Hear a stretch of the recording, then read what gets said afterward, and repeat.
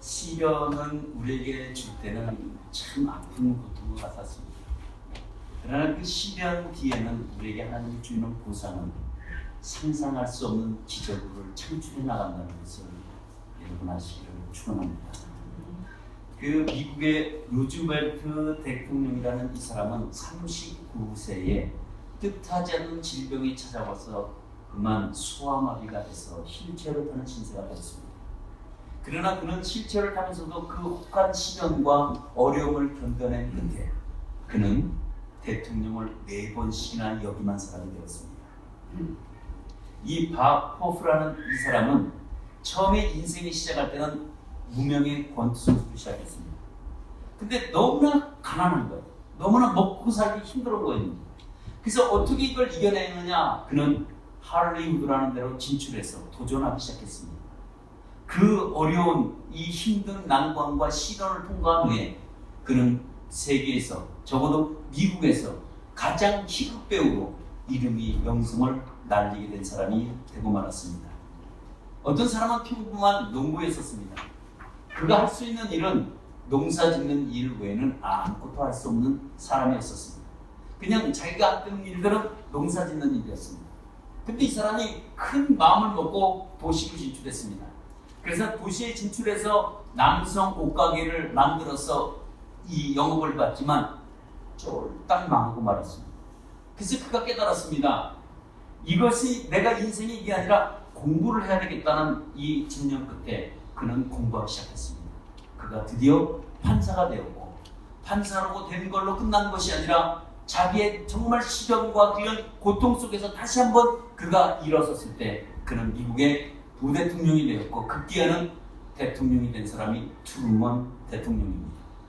우리가 알다시피 슈베르트라는 사람은 그 사람은 자기 집이 없었습니다. 그리고 피아노 한 대도 있을까 말까는 그렇게 어렵고 힘들었습니다. 그는 31세에 이 세상을 떠났지만 그가 세상에 남기고 간 선물은 아름다운 명곡들을 남기고 갔습니다. 이렇게 모든 사람들을 지금 잠깐 소개한 사람들의 모두 다 이 사람들이 이렇게 인생의 빛을 내기 이전에는 그들이 무엇인가 있었냐면 어두운 터널을 지나갔다는 겁니다. 어두운 터널을 만나지 않으면 우리가 밝은 빛을 이해하지 못합니다. 그러나 반드시 어둠이라는 컴컴한 동굴을 통과해 본 사람이 빛이 무엇인지라는 것을 알게 되듯이 우리가 때때로 어려움과 우리가 시련과 우리가 힘든 일을 경험하지 않고는 무엇이 우리에게 축복인지 이것이 우리에게 성공이 가져다 주는 의미를 우리가 이해하지 못합니다.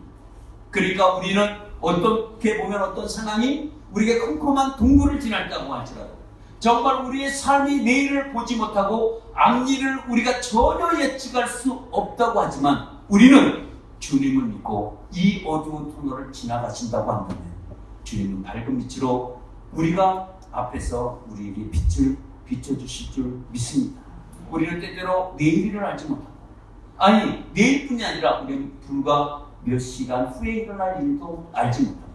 아니면 우리는 한 시간에 일어날 일도 우리는 예측할 수 여러분 없습니다. 어젯밤에는 늦게 갔는데 다 확인했습니다. 아무 이상이 없었습니다. 근데 오늘 아침에 새벽에 나와보니까 세상의 부엌이 분수가 되고 말았습니다. 이게 어찌된 일입니까? 이거 분명히 점검하고 다 확인해 봤는데도 불구하고 그런 일들은 지금 우리 인생의 한 부분으로서 어떤 일이 일어날지 우리는 예측할 수 없지만 오늘도 우리가 붙들고 승리할 분이 있다면 예수 그리스도를 붙들고 승리하는 여러분 되시기를 바랍니다. 중요한 것은 반드시 성공한 사람 뒤에는 어두운 터널을 반드시 지나갔다는 것을 여러분 아시고 혹시 지금 내가 오니 내가 지금 상황이 인생이 뭐 이러냐 하고 캄캄한 어둠 속의 터널이라고 한다면 조금만 기다리시면 밝은 빛을 볼 줄 믿습니다. 중요한 것은 우리는 지금 터널에 있다고 할지라도 포기하지 않아야 합니다. 인생은 다 이런 거야? 아닙니다. 인생 다 그렇지 않습니다. 예수 믿는 인생만큼은 절대로 그렇지 않습니다. 지금은 내가 터널 중에 있다고 할지라도 저 돈을 받게 주님이 지금 밝은 빛을 가지고 우리의 인생을 성공으로 정말 신앙의 승리로 끌어가기 위해서 저 먼발치에서 기다리고 있다는 이 사실을 믿고 여러분 한 걸음 한 걸음 승리해 나가는 복된 한 주간 되시기를 예수의 이름으로 축원합니다. 아멘.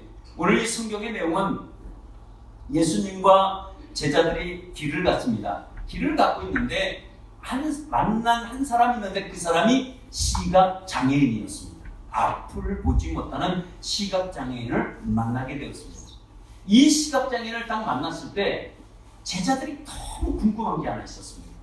그 궁금한 건 다른 게 아니라 이 사람이 지금 이 앞을 보지 못하는 이 시각장애인이 과연 누구의 죄일까 하는 것이 관심사였습니다. 그래서 예수님에게 물어보기 시작했습니다. 예수님, 저 사람이 지금 저렇게 앞을 보지 못하는 저 사람이 도대체 누구의 죄입니까? 자기의 죄입니까? 아니면 부모의 죄입니까? 하고 예수님께 물어보는 제자들이 있었습니다. 이렇게 물어볼 때는 그때 그 유다 그 사회의 통념이 어떤 식이었었냐면 반드시 이 앞을 보지 못하는 이런 것은 죄라고 생각했기 때문에 그렇습니다. 아니면 그랬는지도 모릅니다. 정말 죄로 인해서 그랬는지도 알지 못하지만 아무튼 이 앞을 보지 못하는 이 사람을 향해서 무슨 누구의 죄냐 이거예요. 근데 이 말 속에서 우리가 하나 아는 거는 뭐냐면 자, 이게 정말 죄라고 얘기했을 때 본인의 죄라고 생각하면 억울하지는 않습니다. 왜? 내가 죄가 많으니까 앞을 못 보는 거 당연하지 이렇게 생각할 수 있습니다. 그러나 이것이 부모의 죄라고 한다면 얼마나 억울하겠어요.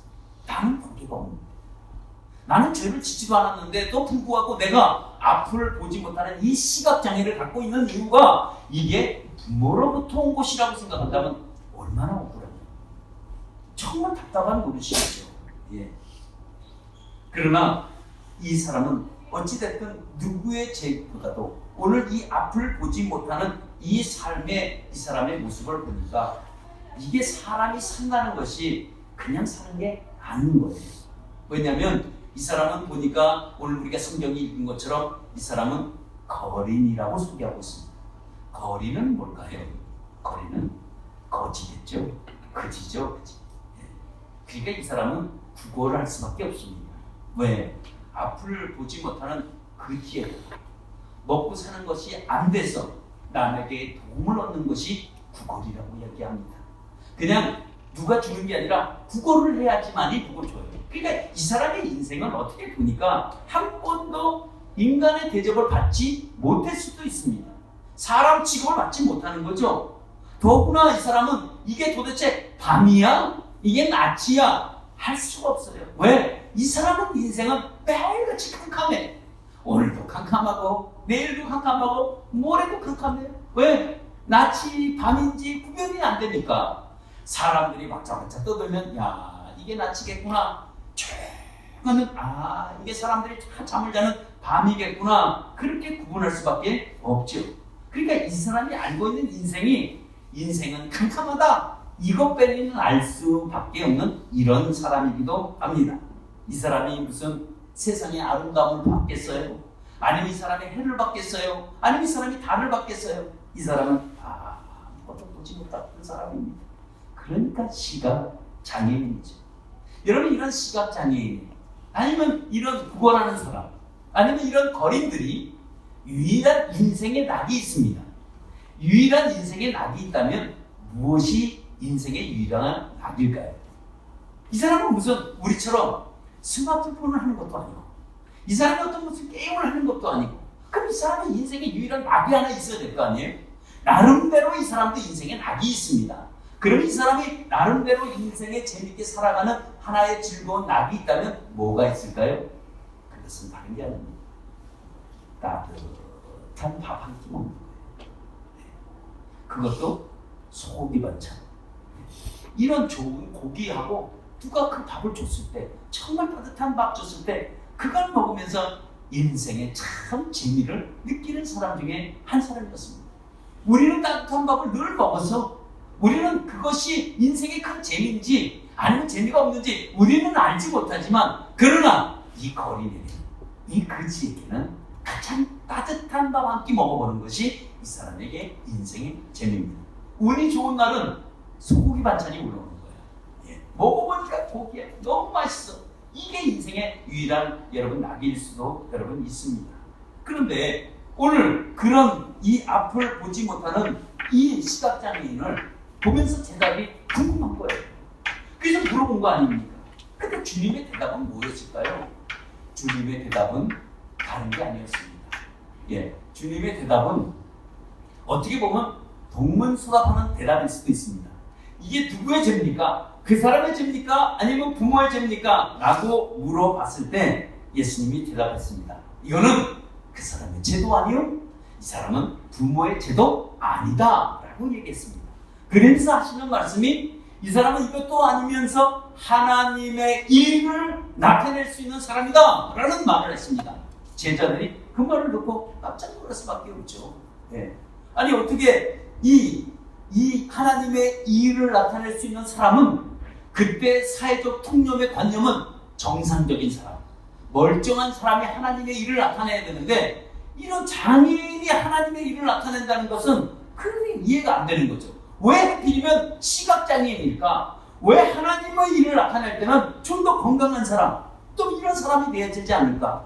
아니면 이 사람이, 이 제자들이 생각하기에는 야, 이 사람이 믿음이 좋은 사람이냐? 아니면 이 사람이 정말 순종을 잘하는 사람이냐? 라고 의심을 가질 수도 있겠죠. 아무튼 이 제자들은 이 하나님의 일을 나타낼 자라고 소개했을 때 야, 예루살렘에는 무슨 사람이 없나?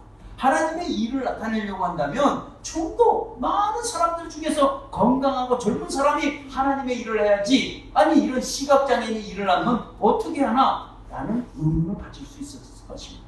근데 오늘 예수님이 하나님의 일을 나타낼 자다 라고 얘기할 때는 어떤 의미가 포함이 되어 있을까? 그것은 다른 의미가 아닙니다. 하나님의 일은 누구나 해야 한다는 거죠. 다시 말하면 하나님의 일을 나타낼 자는 장애가 됐던 장애가 되지 않았던 그게 관계가 없다는 거예요. 그러니까 예외가 없습니다. 정상인 사람이나 정상치 못한 사람이라고 할지라도 하나님의 일을 나타낼 수 있는 자리는 누구나 동일하게 혜택이 주어졌다는 것을 우리가 알 수 있습니다. 신체적 장애가 있다고 할지라도 절대 그게 하나님의 영광에 대해서는 이것이 문제가 되지 않습니다. 건강했던 젊었던 나이가 들었던, 아니 비록 내가 몸에 질병이 들었다고 할지라도, 아니면 내 몸에 장애가 있다고 할지라도 하나님의 일을 나타내기에는 아무런 관계가 여러분 없다고 얘기합니다. 이 말을 들은 제자들은 충격이었습니다. 왜 충격이었느냐? 알다시피 하나님의 일을 나타내는 사람들은 죄를 짓지 않는 정상인이라고 생각을 했습니다. 근데 지금 그들이 바라보는 관점은, 그들이 생각하고 있는 저 시각장애인은 죄가 많을 것이라는 것입니다. 부모가 됐든 자기가 됐든 이미 죄인이라고 정죄를 받았던 사람인데 하나님이 일을 나타낼 수 있는 사람이라고 얘기를 해버리니까, 아니 어떻게 죄인들이 하나님의 일을 나타낼 수 있을까 하는 것이 충격이었습니다. 문화적 충격이라고 볼 수도 있겠죠. 모든 사람들은 지금 내민이 다 죄를 알고 있는데 누구의 죄도 아니다 라고 정죄를 하지도 아니하고 하나님의 일을 나타낼 사람이라고 소개했을 때 그들은 깜짝 놀랄 수밖에 없었습니다. 그러면 하나님의 일은 도대체 어떤 게 하나님의 일인가? 저 사람을 통해서 하나님의 일을 나타내고자 하는 일이 뭔가? 예? 그것은 한마디로 말하면 눈먼 자의 자유입니다. 하나님의 눈먼 자를, 시각장애인을 눈을 뜨게 해주는 것이 하나님의 일을 나타내는 것이라고 소개하고 있습니다. 우리는 본문을 읽었지 않았지만 39절에는 그렇게 소개하고 있습니다. 39절에 뭐라고 소개하냐면 주님이 이 땅에 심판하러 왔을 때 눈먼 자에게 눈을 뜨게 하고 눈을 뜬 자에게 오히려 맹인이 되게 하려 합니다 라고 그렇게 39절에 소개하고 있습니다. 보지 못하는 자를 보게 하고 오히려 보는 자를 보지 못하게 한다는 그 말씀을 합니다. 이 말씀이 도대체, 이런 말씀이 어떤 일을 하나님이 나타내는 일이니가? 오늘도 이 말은 다른 말이 아닙니다. 눈을 두고도 예수님을 보지 못한다고 한다면 그 사람은 맹인이라는 거예요. 예수님이 이 땅에 오셔가지고 많은 일들을 보여주는데도 불구하고 그들은 눈으로 예수님을 보면서도 예수님을 믿지 않는다고 한다면 그것은 눈뜬 장인, 눈 감은 장인이 아니라 눈뜬 시각장애인이라고 그렇게 얘기합니다. 오히려 눈 감은 자는 눈을 뜨게 하고 눈을 떠서도 주님을 보지 못한다면 그 사람은 비맹입니다 라고 얘기합니다. 그러면서 하시는 그 얘기의 말씀은 뭐냐면 오히려 눈을 뜨고도 보지 못할 바에는 차라리 눈을 감고 예수님을 만나는 편이 낫다라는 그 말의 의미가 포함이 되어 있습니다. 우리도 마찬가지입니다. 우리도 눈을 뜨고 예수님의 은혜를 보면서도 불구하고 은혜를 경험하지 못한다고 한다면 그것도 우리의 눈에 문제가 있습니다. 왜 문제가 있을까? 차라리 눈을 다 감아버리고 하나님의 은혜가 내가 어떻게 임하는지 그거를 조용히 주님과 묵상하면서 갈 때 그 편이 오히려 낫습니다. 눈을 뜨고도 은혜를 분명히 부어주는데도 불구하고 나는 은혜 못 받은 사람이야 라고 한다면 차라리 눈을 감고 은혜 받는 편이 훨씬 낫다는 그런 말과 비유가 합니다. 그러니까 차라리 눈을 감고 예수만 아는 것이 그것이 오히려 축복이다 이런 말씀. 이게 하나님의 일을 지금 나타내고자 하는 얘기입니다. 주님은 제자들에게 지금 이 앞을 못 보는 이 시각장애가 죄가 문제가 아니라는 거예요. 왜? 주님 이제는 빛이다 라고 소개하고 있습니다. 어둠을 밝히는 빛이라고 주님은 본인 자신이 그렇게 소개하고 있습니다. 인생에 허물어진 인생에게 빛이 되어주고 무너진 인생에게 내가 빛을 던져주고 쓰러진 인생에게 내가 다시 한번 빛을 던져주는 그 빛의 주인이 누구냐? 바로 나다 라고 말씀하고 있습니다. 주님은 정말 환한 빛이었습니다. 주님이라는 것을 이 시각장애인을 통해서 하나님의 일들이 어떻게 이루어지는지 태어날 때부터 앞을 보지 못하는 자가 눈을 떴구나. 이 모든 일들 하나하나는 하나님의 그 영광을 나타내는 하나의 통로로 사용되고자 하는 것이 그 시각장애인이었다라고 그렇게 결론을 맺고 있습니다. 그러니까 다시 말하면 하나님을 알게 하는 통로와 같습니다. 그러니까 이 세상에 빛으로 오신 주님은 오직 주님밖에 없습니다. 그래서 주님이 그 말씀을 하시고 난 다음에 진흙을 밟았습니다. 진흙을 다 묻혀서 그 사람의 눈에 진흙을 바른 다음에 실로암에 가서 씻쳐라 그리고 보냈습니다. 실로암에 가서 씻쳐라 라고 이 말씀이 떨어지면서부터 그의 인생은 어떻게 바뀌었냐? 거지 인생에서 정말 밝은 빛의 인생으로 바뀌는 시간이었습니다. 그는 아무런 소망이 없었습니다. 많은 사람들에게 관심도 받지 못했던 사람입니다. 근데 주님께서 한 줄기 빛을 그에게 확 하고 던져준 거와 여러분 같습니다. 주님은 오늘 보니까 2절에 길을 가다가 그 사람을 보셨다라는 말합니다. 아무도 주목하고 있지 않지만 예수님이 그를 주목하고 쳐다보기 시작했습니다. 예수님이 주목하고 쳐다보는 그 순간에 그 사람의 삶의 문제는 이제는 누구의 죄도 아니었습니다. 예수님이 주목하기 그 전까지만 해도 이 사람은 부모의 죄인지 아니면 자기의 죄인지 둘 중에는 하나였을 것입니다. 그런데 주님이 그 사람을 주목하고 난 이후에는 이제는 그 사람의 죄도 아니요 부모의 죄도 아니고 오직 하나님의 이제 영광에서 사용될 사람으로 그가 등극하고 말았다는 겁니다. 그러니까 주님이 보신다는 것, 이것이 우리에게는 주님의, 여러분 주님의 자주 눈에 나타나시기를 바랍니다.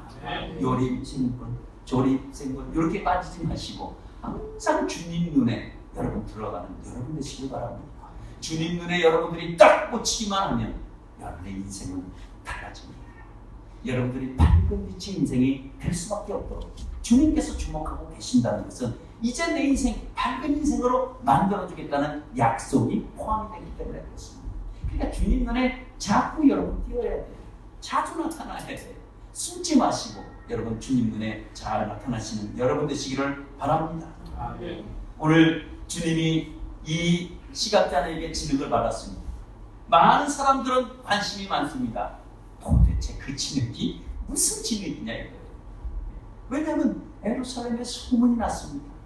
아니 어떤 사람이 태어날 때부터 이 시각장애인이 있는데 진흙을 바르고 난 다음에 눈을 떴다는 얘기가 들었어요. 사람들이 관심이 집중됐습니다. 어디에 집중이 됐을까요? 진흙에 집중되기 시작했습니다. 그래서 사람들이 이 앞을 보지 못하는 시각장애인들은 다 누구를 데리고 와요? 그 진흙을 발로 오기 시작했습니다. 진흙이 다 동이 났어요. 진흙이 없어. 왜 사람들은 진흙에 관심이 많은지 몰라요. 우리 신앙생활하면서 목사님 진흙이 뭐예요? 지금 진흙이 중요한 게 아니라 그걸 고쳐주신 예수님의 주목하신 거예요. 이것이 우리에게 더 중요해요. 진흙이요? 그가 할 것도 아닙니다. 진흙이 중요하지 않아요. 뭐가 중요할까요? 예수님이 여러분 중요합니다. 그럼 진흙이 뭘까? 굳이 의미 부여를 한다면 그것이 예수의 피와 같습니다. 왜 그럴까요? 그 사람은 죄인으로 이미 태어났다고 한다면 그 죄를 씻어야 돼요. 뭘로 씻을까? 예수의 피로 씻을 수밖에 없습니다. 그래서 예수의 피로 눈을 발라주기 시작했습니다. 그래서 이 보지 못하는 것이 죄라고 했을 때는 예수님이 피를 발라주셔서 실로암에 가서 씻어라 라고 얘기합니다.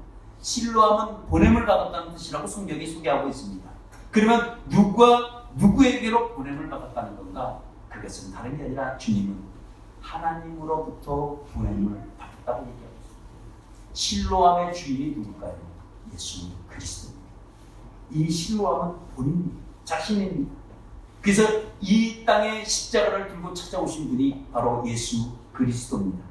눈먼 자에게 밝은 빛을 주기 위해서 십자가를 높이 들었을 때 이 세상에 환한 빛으로 모든 죄악과 굶주림과 그리고 허덕이며 살아갈 수밖에 없는 모든 인생들에게 주님은 십자가를 우뚝 세워서 바라보게 하시고, 그리고 십자가를 바라보고 예수를 믿는 자마다 다 영생을 얻고 밝은 빛으로 인도해 주시기 위해서 오셨습니다. 실로암은 뭘까요? 여러분, 실로암은 십자가입니다. 여러분, 십자가를 바라보며 여러분 승리하시기 바랍니다. 이 십자가는 누구로부터 보냄을 받았나? 하나님으로부터 보냄을 받은 놀라운 우리의 구원의 예수 여러분 그리스도입니다. 그러면 우리는 어떻게 되느냐? 우리는 단 한 가지였습니다. 우리는 다른 게 없습니다. 우리는 진흙에서 우리는 실로암까지만 가면 됩니다. 우리는 다른 데서부터 시작하는 게 아니라 우리는 주님께로부터 우리는 진흙을 받는 사람인데, 우리가 어디까지 가야 되느냐? 우리는 실로암까지만 가야 됩니다. 우리가 실로암까지만 가야 되는데 멈춰서는 안 돼. 많은 사람들은 어디까지 가냐? 많은 사람 다 지금 신앙이들은 진흙을 다 발랐습니다. 눈에 진흙을 다 발랐습니다. 근데 잘 달려가야 돼. 잘 달려가야 되는데 눈에만 진흙을 바르고 멈춰서는 사람이 얼마나 많은지 몰라요. 우리 한번 신앙을 주변을 보세요. 저 사람은 진흙을 발랐지만 실로암까지는 못 가는 사람이 참 많이 있습니다. 실로암까지는 가야 되는데 왜 실로암을 가지 못하나? 진흙은 눈에 발랐지만 영안을 못 떠요. 왜 못 떴을까요? 그냥 진흙 바른 거에만 만족하고 있는 신앙인들이 너무 많은 거예요. 아니에요. 우리는 진흙을 발랐다고 한다면, 우리가 주님을 만나서 우리 눈에 진흙을 발랐다고 한다면 우리는 반드시 실로암까지만 우리가 가야 됩니다. 근데 아직 가지 못한 사람이 참 많습니다. 왜 힘들까? 왜 가지 못할까? 너무 힘들다. 너무 어렵다는 거. 이 핑계, 저 핑계 말이 많습니다. 지금 환경이 중요한 게 아닙니다. 어차피 환경은 앞이 안 보이는 상태예요. 환경이 지금 앞에 보인다고 한다면 실로암까지 가지 않아도 돼요. 근데 앞이 안 보이는데도 불구하고 실로암까지 못 가고 있어요. 지금 여기 시각장애인은 예수님이 그걸 진흙을 발라놓고 뭐라고 얘기하냐면 앞이 보이지 않으니까 목적지를 알려줬어요. 목적지가 어디라고요? 실로암까지만 가서 씻어라 라고 목적지를 분명히 제시해 주었습니다. 근데 실로암까지만 가야 되는데 가지 않아요. 가지 않으면 어떻게 될까요? 영안이 안 됩니다. 열릴 수가 없습니다. 진흙 갖고는 안 됩니다. 진흙 갖고 만족했어도 안 됩니다. 진흙 받으면 다 된 줄 알아요. 그러면 좋아하십니다. 아니에요. 진흙 바른 것은 이제 시작이에요. 근데 왜 시작을 가지고 왜 이렇게 좋아하십니까? 어차피 우리는 실로암까지 가야 돼요. 정말 큰 기쁨은요, 실로암에서 나타나게 되었습니다. 실로암 가기 전까지는 기쁨이 별로 없어요. 그때도 기쁨은 있겠죠. 발랐다는 거에 대한 기쁨이 물론 있겠죠. 그러나 정말 세상을 볼 수 있는 것은 실로암에 가서 씻어야지만이 세상을 여러분 볼 수가 있습니다. 거기 가야 어둠이 없어요. 지금은 어둠이 있어요. 깜깜해요. 보이지 않습니다. 예측할 수 없어요. 그러나 실로암에 가서 보면 밝은 밝은 눈을 뜰 수 있다는 거예요. 근데 왜 많은 사람들이 왜 실로암을 못 갈까? 왜 가는 도중에 다 서성거리고 있을까? 안타깝습니다. 실로암까지 가시라. 실로암까지 가자 그러면 굉장히 불편합니다. 힘들다, 어렵다, 바쁘다.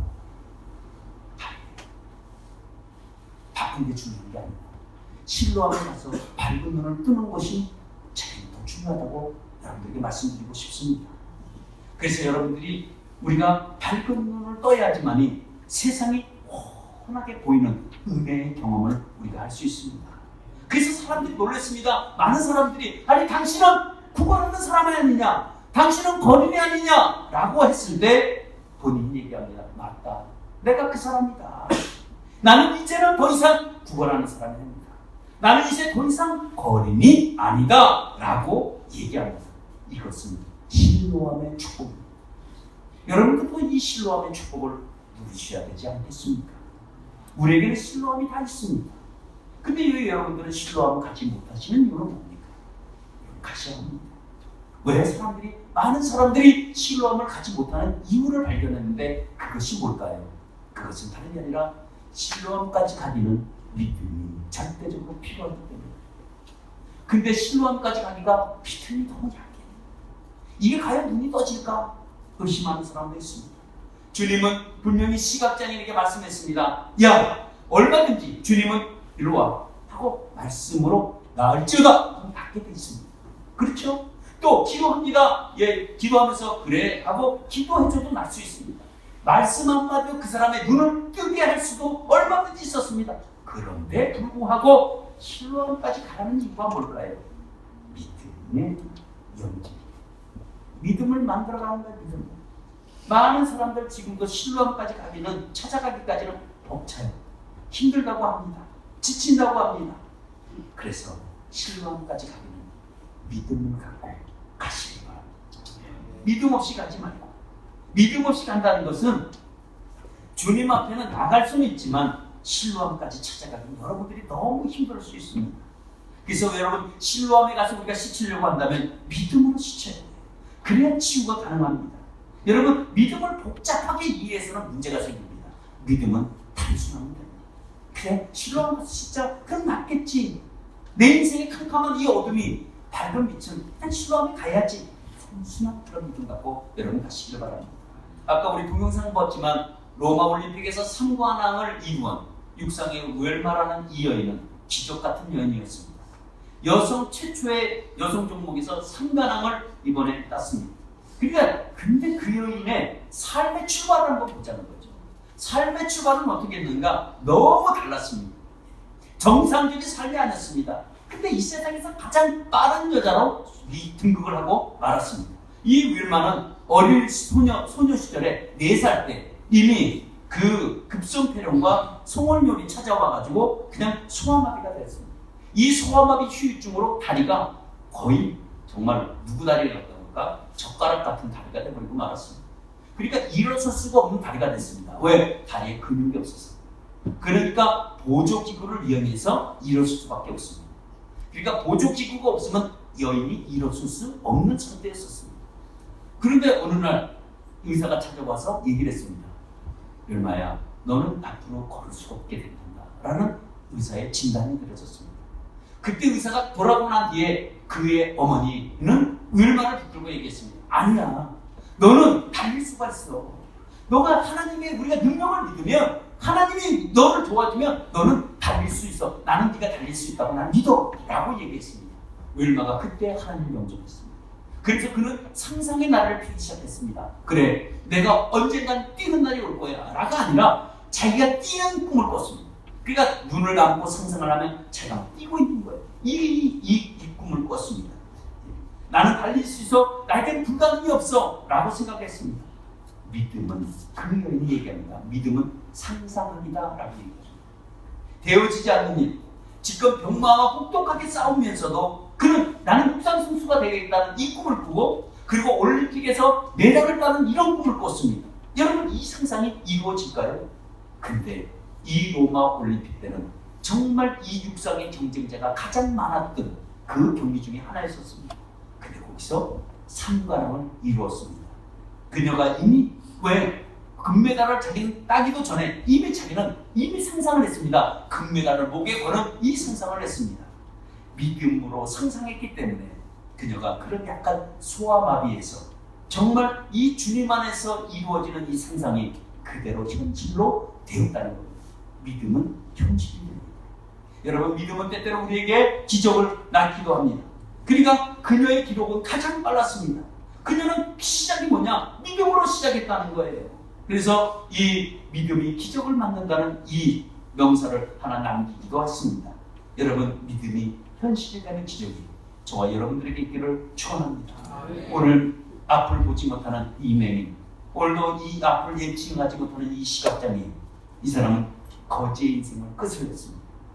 실로암에 가서 씻고 난 뒤로부터는 이제는 더 이상 거지 같은 인생을 살지 않습니다. 그리고 복음을 증거하는 자로 예수님을 따라다니는 삶을 그가 살게 되었습니다. 여러분, 실로암은 큰 믿음을 요구하지 않습니다. 실로암은 여러분들에게 큰 엄청난 요금도 요구하지 않습니다. 단지 여러분, 이 작은 믿음이라고 하죠. 단순한 믿음 갖고 여러분 실로암을 끝까지 찾아가 보겠다는 이런 굳은 결심과 각오가 있기를 여러분 축원합니다. 벌은 꽃을 찾게 되어 있습니다. 꽃만 보면 벌은 날아가게 되어 있습니다. 여러분, 배고픈 사람은 막 배고프면 식당을 찾게 되어 있습니다. 어디서 밥 먹을 데 없나? 하고 식당을 찾게 되어 있습니다. 지식을 많이 갖고 싶다고 한다면 학교로 가야 됩니다. 학교를 가지 않고 지식을 얻기는 불가능합니다. 여러분, 몸이 너무너무 아프면 어디를 갈까요? 병원을 찾아가야 됩니다. 여러분, 그러면 그리스도인들이 찾아야 될 것이 있다면 누굴 찾아야 될까요?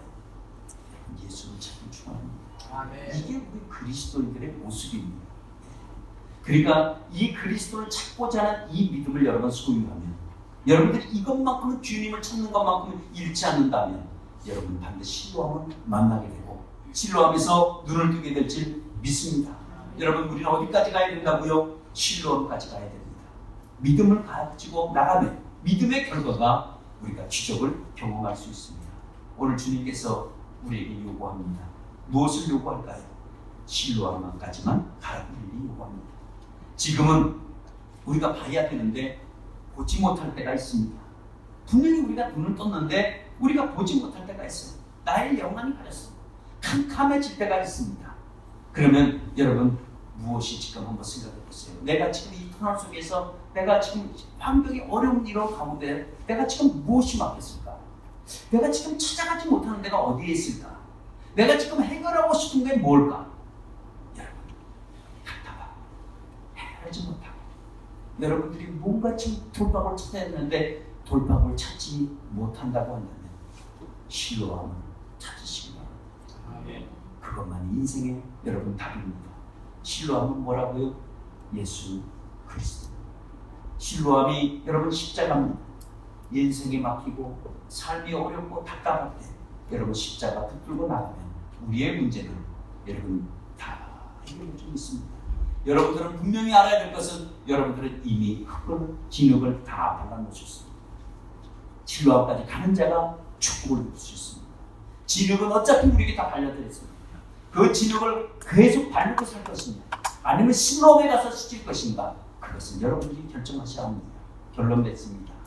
실로암에는 모든 사람을 초청했습니다. 실로암은 어떤 사람은 와라, 어떤 사람은 오지 말라 하고 막아놓은 게 아니라 실로암은 모든 사람을 다 초청했습니다. 목마른 자들아 다 내게로 와라. 내게 와서 사 먹되 뭘 사 먹어라. 돈 없이 값 없이 포도주와 젖을 사라고 우리에게 소개하고 있습니다. 실로는 생명수입니다. 실로암에 가서 생명수를 마시고 실로암에 가서 예수 그리스도를 여러분 만나야 합니다. 그러려면 우리가 실로암까지는 우리 가야 돼요. 그래서 실로암까지 갈 때 우리에게 요구하는 게 있다면 믿음을 우리에게 요구하고 있습니다. 세상에는 세상법이 있습니다. 자연에도 자연의 법칙이 있다고 합니다. 그리고 양심에도 우리의 법을 따라갑니다. 여러분, 믿음에도 법이 존재합니다. 믿음의 법이 있습니다. 믿음의 법은 뭘까요? 의인은 믿음으로 말미암아 살라. 믿음으로 살아야 돼요. 어떻게? 우리가 실로암에 만나는 그 주님을 믿고 여러분 나가시는 저런 되시기 바랍니다. 여러분, 이 시간에 캄캄하고 정말 답답하고 뚫리지 않는 모든 문제가 있습니다. 실로암을 찾아갔어요. 실로암에서 주님이 기다리고 계십니다. 이 시각장애인 실로암에를 가라고 얘기해놓고 주님은 이미 실로암에서 기다리고 계셨어요. 그 실로암의 물이 예수 그리스도의 놀라운 보혈의 물입니다. 주님은 준비하셔서 그를 닦아주셨어요. 그가 영안이 열린 것처럼 여러분, 우리가 실로암에 갔을 때 모두가 영안을 열리고 모든 축복을 누리며 저와 여러분 되시기를 바랍니다.